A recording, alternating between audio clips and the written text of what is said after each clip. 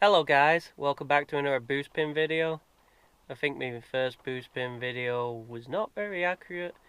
The fact that my original boost pin wasn't being used at the deepest part, so that's not really at its maximum potential. And also, what I've noticed is there's not that much difference. I don't see why you cannot run the original without the little plastic one, so we're going to try that at the boost pin's deepest cut and see what happens. I don't think anything bad's going to happen. It's alright for one try. I mean, what's the worst that can happen, right? We got a new boost pin because I didn't think I'd buy a boost pin and it wasn't hardened. Sent the company a message. They didn't seem to think that was a problem, but whatever. So I bought one from Poland. They was the ones that I actually realised that some people sell them and they're not hardened. Yeah, so let's get to it. Alright guys, I wouldn't recommend running the original without the little plastic washer, because when I came to take it out, it felt a little stuck. Now, it could be just a coincidence, but every other pin didn't feel like it was stuck like that when I came to take it out. But I don't see how it could be stuck, but you never know. Here's the old guys, 14%. Not too bad. This is the original boost pin in the original position. Now, I seem to remember in the last video our aim was to change into third gear and see if it'll hold. So we're going to try that again, and then we're going to try it with a few different settings to see what works. See how good an actual bar boost pin is.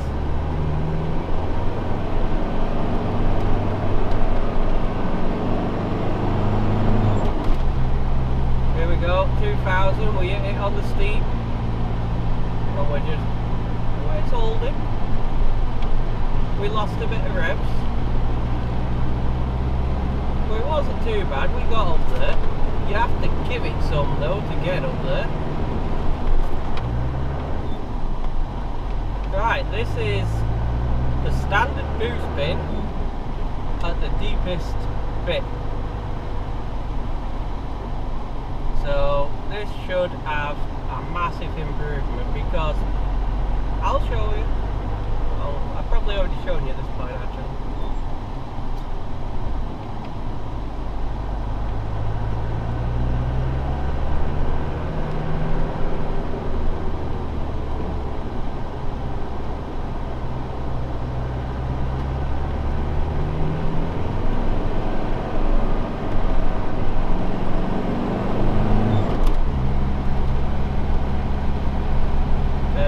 We hold second all the way up. Much better. So if you want just a little improvement, just turn your boost pin a little. There's no need to go out and buy one.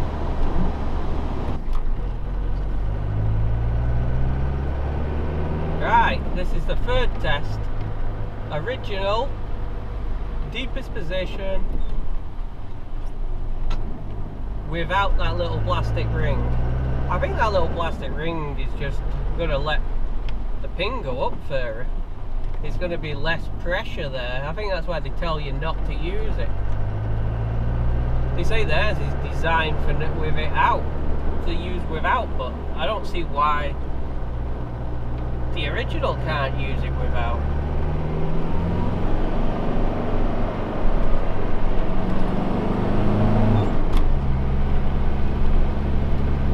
The original's accelerating up here now.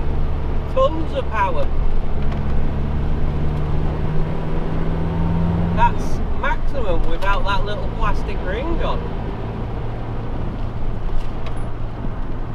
Now, that's a massive improvement. I'll show you something funny here as well.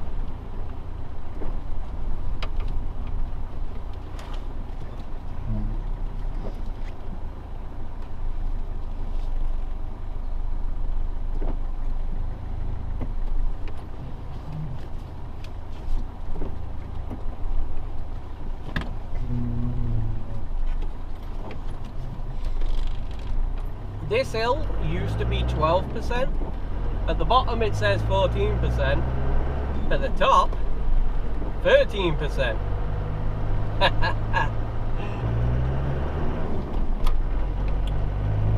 Right guys, this is the actual boost pin now.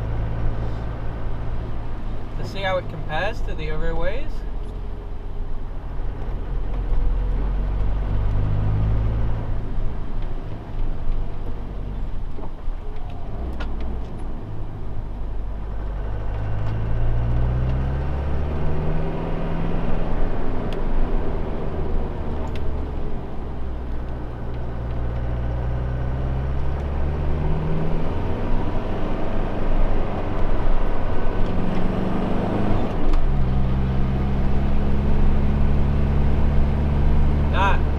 A lot more power.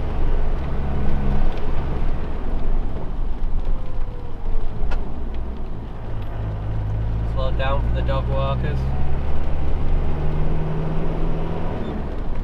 Well, there we go. That is 4 different tests on a boost pin. Well, there we go, guys. I'm not gonna lie, it was a lot of work putting them boost pins in and out all that time. But I hope you all found that very interesting. Thanks for watching. I'll see you next time.